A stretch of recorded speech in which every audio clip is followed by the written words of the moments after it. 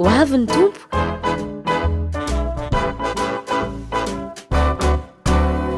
Ho avy ny tompo andray ny olonety, ho avy ny tompo tsy andriky oery. Dia falindray miona aminao amin'izao fotoana izao ny tenako koa izay manaraka tsy tapaka ny fandarana ho avy ny tompo, manonona ny fiadanana ho antsika rehetra ny tenako hivavaka isika. Misaotra anao ry Tompoandriamanitra renay izay any an-danitra ny amin'ity fotoana ity izay apetrako tanteraka eo anatrehanao ambany taridalan'ny fanahy masina. Tompo raha misaraka aminao tokoa tsy mahay manao na inona na inona. Ny sitraponao izay efa voasoratra no avoakako eto mikasika indrindra ny amin'ny fihavian'ny tompo. Ary dia misaotra ny amin'ny fitahiana rehetra izay amenao mba ahafahako mizara izany ho an'ny tsiraray avy tsy misy avakavaka na fiangonana inona na fiangonana inona misy azy. Dia amin'ny anaran'i Jesosy Kristy no naovako sy angatahako izany vavaka izany. Misaotra tompo. Amen. Dia itondrayntsika mbola eo amin'ny hoe fahatongavan'ny tompo haka ny fiangonana. Niresaka tsika tamin'ny farany teo hoe mila mifo ara-panahy ny mpino fa tsy matory. Izay mantsy ny resahako tao aloha le hoe le solika fitaiza. Nambarako taminao fa ny tao hoe solika fitaiza dia ny fanahy masina sy ny tenin'Andriamanitra. Tokony eo foana ireo. Fa rehefa ritra ny solika fitaiza, izany hoe mampalahelo ny fanahy masina ny zavatra ataonao. Tenin'Andriamanitra hoe aza mampalahelo ny fanahy masina izay nanasiana tompoka sainareo amin'ny androm-panavotana. Ny androm-panavotana dia ny andro ivian'ny tompo. Ny tenin'ny tompo hoe raha maharitra amin'ny teniko ianareo dia mpianatra tokoa. Dikan'izany mila maharitra amin'ny teny araka ny teny. Izay nambaran'ny tompo tamin'ny fiangonana tamin'ny Filadelfia hoe satria nitandrina ny teniko tamin'ny faharetany ianao. Za kosa iaronao voavonjy amin'ny andro fakapana izay anjohan'izao tontolo izao fizantoana izay rehetra monina amboniny tany. Ny lainy zany ary ireo virjine 10 voalaza ny Matthieu 5:20 dia niomana ny tsenan'ny tompo ireo. Fa izao midimy adala hoy Jesosy satria tsy nitondra solika fitaiza. Ilay réserve zany tsy ohatrany hoe atao ihany izy tamin'ny voalohany fa mety lanilany tany amin'izao tontolo izao. Natonga an'izay dia lasa miverin-dalana mihitsy mety ny efarany dia tsy hozon'ny tompo rehefa avy eo hoe tsy fantareo na fitaiza na fitaiza. Ka eo amin'ny hoe fihavian'ny tompo ity zany dia misy ny olona izay ho raisin'ny tompo ny fiangonana. Ho raisin'ny tompo eo amin'ny raha ony-lanitra dia misy isa ny fiangonana. Io ilay nantsoko tamin'ny voalohany hoe la véritable église, l'église universelle de Dieu. Fiangonana manerana an'izao tontolo izao io. Ary io avy amin'ny fiangonana maro isan-karazany l'église locale nambarako taminao. Ao ireo kristianina izay mpino nateraka indray zany. Izy ireo dia misy isa. Hoe firy ny isan'ny olona hiditra ny lanitra zany ho any amin'ny fampakaram-badiny zanak'ondry. Ao amin'ny Romanina 2:20 Romanina 2:20 dia hozy izy ny teny efa misy fahamafisam-po manjo ny Israely sasany mandrapiditry ny fahafenon'ny jentilisa. Mandrapiditry ny fahafenon'ny jentilisa. Ny jentilisa miovaofo zany. Ny jiosy mantsy mbola tsy zao le fotoana voateny iovan'ny fo. Any mbola any aoriana mbola resaka an'izany tsika any aoriana any. Hoe hibebaka Israel dia anaiky an'i Jesosy ho Mesia. Tsy mbola izao zay fotoana izay. Fa ny jentilisa aloha satria raha ny tena marina ny soratra masina ny jiosy aloha no tokony handray ny famonjena zay vao ny jentilisa. Ny hafa firenena toa tsika malagasy zao dia klasy ny jentilisa tsika. Firenena rehetrarehetra ankoatra ny Israely dia atao hoe jentilisa daholy.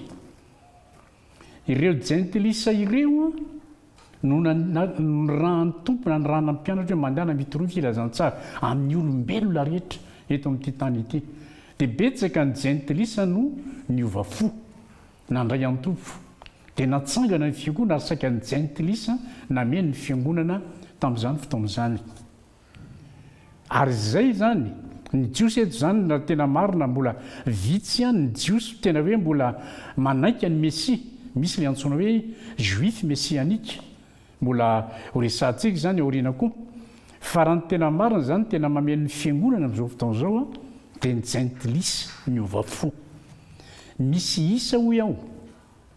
io ny isa tsy fantatsika tsy voalaza anatin'ny tenin'Andriamanitra koa le izy fa io le teny io zany milaza hoe mandrapiditry ny afenony ny jentilisa rehefa feno ny isan'ny jentilisa mibebaka dia ho avy ny tompo izay le hoe isa zany hoe amin'ny fotoana rehefa miakatra eny amin'ny raha ololanina zany ny fiangonana dia tena le isa fantatro ireny izy ireny ny lasa ny fiangonana izay feno le isa izay tsy fantatro eto hoe rovina no feno io isa io ny anjarako ny anjaranao zany dia mitory ny filazantsara amin'ny olombelona rehetra amin'ny fianakavianao amin'ny namanao na mpiara-miasa aminao na mpiara-mianatra aminao tory io ny filazantsara izy so dia mba ireo no andrasan'ny tompo ameno isan'ny fiangonana dia ho avy ny tompo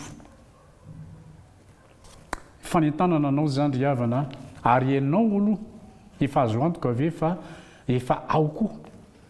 efa mba anisan'ny fiangonan'Andriamanitra izay novidiny tamin'ny rano ve ianao efa ao anatin'ny boky ny fiainana ny ananitra ve ny anaranao satria izay boky ny fiainana izay mbola resantsika koa aoriana kely hoe ao ve ny anaranao sady tsy ao ny anaranao a amin'izao fotoana izao ka noho izany a araka izany ambarako izany dia hoe misy isa andrasana ho feno ny isan'ny olona jentilisa miova fo tsy fantatsika zany a fa ny tompo mahalala ny azy fantatro ny ondroko izy ka dia isoratsika an'Andriamanitra mbola namparetany hoe matony hoe maharitra ela ny tompo ry havana miandry ny fahafenony ty isan'ny fiangonana ity ny tompo hoe miandry an'io izy ny tenin'Andriamanitra dia zao hoe tsy tian'Andriamanitra ho very ny olombelona rehetra mba ho tonga amin'ny fibebahana ny olona rehetra misy fampitandremana izay nampitandremany tompo iretsaka kely aminao amikasika hoe ifampitandremana ity voalaza ny filazantsara ny lioka toko faraika amin'ny roapolo andininy fahavalo zao no namaran'i Jesosy mitandrema fandrao ho voafitaka ianareo fa maro no avy amin'ny anarako sady anao hoe izaho no izy dikan'izany hoe izaho no Jesosy na hoe izaho no Mesia ary efa akaiky ny andro le olona koa zany le mpamitaka amin'ny teny hoe efa akaiky ny andro fa zao a ny tenin'ny tompo aza manaraka azy izay io tenin'ny tompo amin'ny lioka toko raika amin'ny roapolo andininy fahavalo fampitandremana lizy satria misy ny mpamitaka ho avy eto amin'izao ary efa misy mihitsy zany manerana an'izao tontolo zao a miparitaka amin'ny ireo mpamitaka ireo ho avy amin'ny anarako izy ka noho izany ry havana mila mitarina isika amin'izay le hoe ty famitana ity fa nisy avitry ny elo io a tena olona zay manam-pahasahiana mihitsy tena samy teny dia teto amin'ny firenena misy an'izany teto misy olona teto milaza ny teny hoe mpanompon'Andriamanitra dia miteny hoe zany Mesia na hoe zany Jesosy ary dia miravatra mahavarina dia misy olona resy lahatra manaraka an'izany resy lahatra ny amin'izany satria tsy fantatro ny olona zao tenin'Andriamanitra zao zany ny antony amoahako reto andiny tsoratra masina maro reto mba azonao amarinina ho misoratra masina hoe aive fa voasoratra zany e ary zay voasoratra dia tsy maintsy ho tanteraka izany tenin'Andriamanitra anankiray ato amin'ny Tesalonianina faharoa toko faharoa andininy voalohany hatramin'ny fahatelo izao ny voalaza ny tenin'Andriamanitra ao ary mangataka aminareo izay rahalahy ny apôstôly paoly eto no miteny ny amin'ny fiaviany Jesosy Kristy tompontsika sy ny anangonana antsika ho eo aminy mba tsy halako hoetsiketsehana amin'ny saina na ampitahorona ianareo na amin'ny fanahy na amin'ny teny na amin'ny epistily toa avy aminay milaza fa efa miandoha ny andron'ny tompo aza mety ho fitahan'olona akory ianareo. Tanao mivoaka ihany le mpamitaka eto aza mety ho fitahan'olona ianareo milaza ohatrany hoe zavatra atsanga tsy amanorana ozy ny fitenena malagasy hoe mikasika an'ity fiavian'ny tompo ity izay andraisan'ny tompon'ny fiangonana eo amin'ny raha ny lanitra hoe malaky etsiketsehana ny sainareo na ampitahorona ny sainareo hoe ho avy ny tompo na amin'ny alalan'ny fanahy zany ozy izy na amin'ny alalan'ny teny na amin'ny alalan'ny epistily misy manoratra epistily akoatra n'ireo epistily zay hitantsika eo anatin'ny tenin'Andriamanitra filazantsara eo am-pelantanantsika na baiboly am-pelantanantsika dia rehefa milaza zavatra reny olona ireny manoratra teny zay milaza hoe nampitenen'ny fanahy ao rehefa miteny ny olona hoy Jesosy hoy Jehova ampiasaina foana mantsy ireo anaran'ireo matetika rehefa hamitaka mba ino ny olona mba hatahotra ny olona hoe ay ve Jehova mihitsy zany no miteniko ay Jesosy mihitsy zany mampiteny an'ity olona ity tandremo ry havana efa ny tenin'Andriamanitra efa mampitarina izany fa ny anaran'Andriamanitra no ampiasain'ny olona sandohan'ny olona amtahana ny kristianina ny mpino zany dia zany ny zavatra hoe mila tandremana eo amin'ity le hoe miandry ny fiavian'ny tompo ity isika ny filazantsara ny Matthieu 5:20 koa dia Jesosy mihitsy eto no miteny izao miteny fa isy Kristy sandoka sy mpaminany sandoka hitsangana ka aneo famantarana sy fahagagana ary azo atao na dia ny olom-boafidy aza dia ho fitahana. Tanao zany tenin'Andriamanitra izany isy ozy tamin'ny andro mbola eto ambonin'ny tany izy dia efa nyteny io isy ary misy izany amin'izao fotoana izao Kristy sandoka milaza ny tena no Kristina milaza ny tena no Mesia ao koa ny mpaminany sandoka milaza azy ho mpaminany nefa sandoka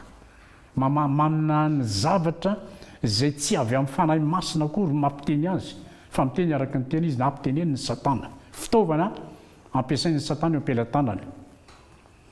ary izy ireny ozy ny teny dia mba amitahana ny olona andresena lahatra ny olona dia zao manao famantarana sy fahagagana zay ny zavatra ataon'ny Kristy sandoka na ny mpaminany sandoka zany ny Kristy sandoka le tena lehibe no mantsy mbola ho avy aoriana le tsy hoe antikrista fa misy antikrista mbola le kelikely nefa tonga mielolanana alohan'ny tena idiran'ilay tena dia atao hoe bibidi mbola ho resantsika zany bibidi zany ary ny mpaminany sandoka lehibe tananakavana ny bibidi na ny antikrista fa manao famantarana sy fahagagana izy fa zao namarany tenin'Andriamanitra hoe famantarana sy fahagagana mandaina dikan'izany tsy avy amin'ny fanamasiny ireny fa manao mirakla koa satana ary zany ny tandremana akory avany amin'ity hoe mirakla ity aza dia mora resiresy lahatra ianao hoe ary tonga avy aty fa isy ahita mirakla isy mirakla tsy voatery eny hanao an'izany foana ny tompo reny mantsy manahitaitra ny olona dia mahatonga ny olona hiasakasaka hoe isy mirakla holery misy mirakla ty famantarana sy fahagagana mandainga za tsy milaza hoe tsy misy ny mirakla misy ny famezam-pahasoavany amin'ny fahagagana don misy karazana don de miracle misy don de guérison misy don de foi famezam-pahasoavany zany fa io tsy voatery ianao an'izany foana Andriamanitra dia zany ihany zany foana ny hoe hotoriana sy ambara etsero zany isitomana ny olona fa ny Kristy sandoka sy mpaminany sandoka nambarany to vetinareny fa ireny ny tena manao an'ireny ka reny ange tsy fantatra hoe tsy misoratra eo amin'ny andriny hoe iza Kristy sandoka za mpaminany sandoka tsy hitanao zany fa izay natao fitak'izay ary mila mitarina ny amin'izany itsika dia eto ny tena zavatra ngezabely hoe na dia ny olom-boafidy aza dia ho fitahana raha azo atao zao ny tompo hoy izany moa ny olom-boafidy ianao io ianao le nateraka indray ianao le fiangonana izay no vidiny Jesosy tamin'ny rany nandray ny fanamasina tomboka se mazanak'Andriamanitra io ianao le olom-boafidy reny olona ireny noho ny tsy fiambenana dia voafitaka fitahany satana indrindra amin'ity fitiavana teo famantarana sy fahagagana misy fampianarana sandoka fampianarana tsy izy zany moa no tena amin'ny zava-doza amin'le antsoina hoe secte pernicieuse mbola resaka nao mikasika natao hoe secte aoriana kely koa fa zay le hoe secte pernicieuse zany tena mitondra zava-doza mahavery ny olona ho any amin'ny elo mihitsy kanefa betsaka ny olona voafitaka ny amin'izany ny tiako hanohizana azy dia izao ho avy any amin'ny rahaonylanitra ny tompo hidina avy any an-danitra eo amin'ny rahaonylanitra dia hiakatra eo amin'ny rahaonylanitra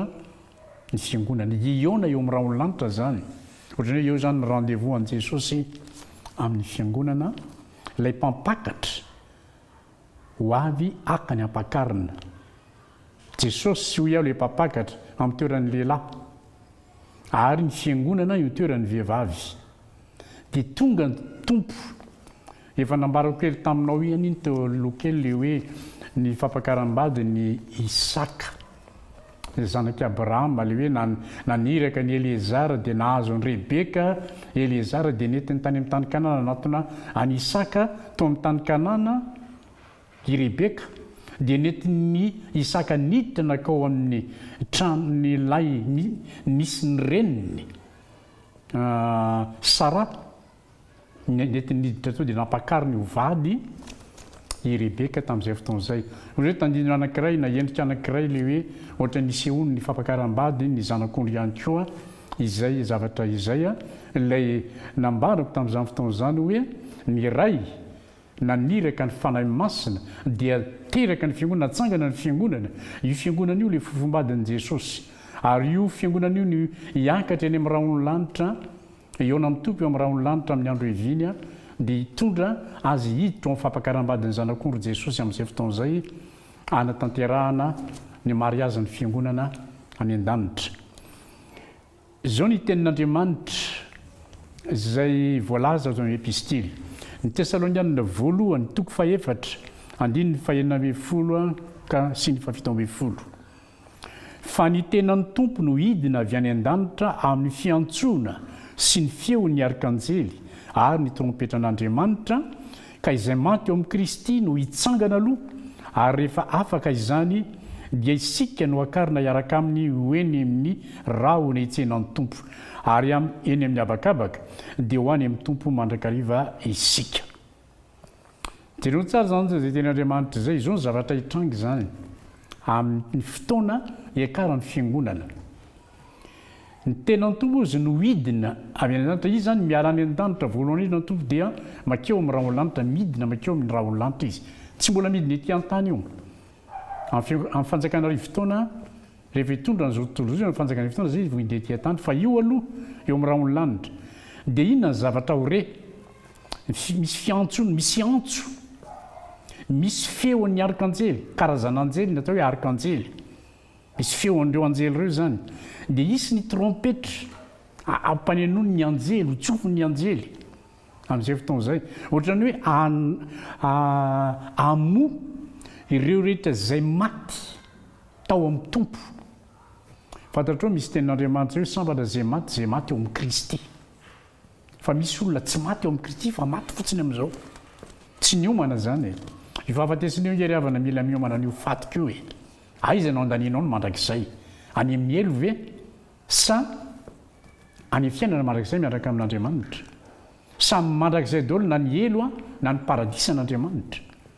fa izy aiza amin'ireo no aleanao no vatanao rehefa hiala ety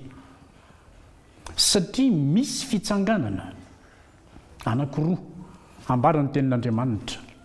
dia inona ilay fitsanganana voalohany dia ity rehefa maneno ny trompetra zay maty eo amin'ny Kristy no hitsangana aloha ny fitsanganany zay rehetra pino efa maty efa nandray an'i Jesosy hatramin'ny ela be ka mandra-pahatonga ny fotoana hanenoa ny trompetra io dia misy arivo-taona orinan'io nitsangana indray ireo rehetra maty fa tsy ho any amin'ny paradisy n'Andriamanitra fa ho any amin'ny elo mandrakizay koa elo. Zavatra hitantsika tsara rehefa misy andreny fiarapara amin'ny filazana manjory eny dia zao ny soratra ao: amin'ny finoana sy fanantenana ny fitsanganan'ny tena maty ny ilazana ianareo fa ranona dia nantsony iray ody any aminy. Dia hoe fitsanganan'ny maty le voalohany sa faharoa io, fa dia hoe amin'ny finoana sy fanantenana ny fitsanganan'ny tena maty fa hoy amatsaroa misy fitsanganana anankiroa nitsangana ho any amin'ny fiainana mandrakizay ary misy nitsangana ho any amin'ny fahaverezana mandrakizay. Izay ny hoe miomana eo amin'ny Jehovahandriamanitra ao hoy ny teny. Dia rehefa avy eo dia ny zavatra hitranga koa dia isika izay mbola mitoetra amin'ny finoana dia ho akarina hiakatra eny amin'ny raha ololanitra koa. Ny maty aloha nitsangana dia manarakaraka azy izay velona ka mbola mitoetra amin'ny finoana miazona ny famonjena dia hovana ao anatin'ny raim-piamaso dia miakatra eny amin'ny raha ololanitra. Izany hoe misy olona tsy hanarana fahafatesana amin'izay fotoana izay fa tonga dia hovana ao anatin'ny raim-piamaso. Ny tena tsika ity hitafiny tsy fahalovana tia mantsy ilay hoe loha hialy izay fa hitafiny tsy fahalovana tena vaovao corps de résurrection izay tena hoentintsika hitsangana amin'ny maty hitsainan'i Jesosy eny amin'ny raha ololanitra izay tena izay. Dia hoy izy ny tenin'Andriamanitra anankiray ao Korintianina voalohany toko 10:10-12 fa vetivety toy ny indray mpimaso rehefa maneno ny trompetra farany dia hovana isika rehetra fa ho tsofina ny trompetra ary ny maty hatsangana tsy ho lo intsony ary sika hovana. Izay ilay nambariko taminao teo. Ny faharetan'izay fotoan'izay dia ohatrany hoe ao anatin'ny ray mpimaso. Hitanao imasonao zao mipitry mandeha ohatr'izay dia efa lasa mipino tsy hitan'izao tozo intsony anjavona hiakatra eny amin'ny raha ololanitra ka dia tsy zavatra hiomanana tsony amin'izany fotoana izany hoe fiomanana dia izao tsy fantatsika hoe afaka 1 minitra ve ho avy ny tompo, afaka 10 segondra ve. Ny famantaranandro ny lanitra dia efa mety afaka manambara mihitsy efa mety ho segondra vitsivitsy. Raha ny ten'Andriamanitra ny amin'ny epistiliny Jaona hoe rankizy izao no ora farany. Tamin'ny taona 5:20 nanoratana ny epistiliny Jaona teny izay izao rankizy izao no ora farany. Amin'izao fotoana izao zany efa tsy mety ho segondra farany ake amin'ny famantaranandro ny lanitra tsisy. Ka dia izay no zavatra hitranga ao anatin'ny ray mpimaso. Isy fanovana tanteraka, isy fitafiana izay ampanaovina anao hitsainanao an'i Jesosy Kristy tompo eny amin'ny raha ololanitra. Dia izay indray ny fotoanantsika ary dia misaotra Andriamanitra hivavaka isika. Misaotra anao Andriamanitra tamin'ity fotoana ity. Misaotra ny mbola nafana nanambara ireo andinin-tsoratra masina vitsivitsy nitondra fanazavana ho amin'izany. Andriamanitra dia misaotra ny amin'ny fitahiana rehetra izay raisinay voninahitra ianaranao indrindra amin'ny anaran'i Jesosy Kristy tompo. Amen. Ho avy ny tompo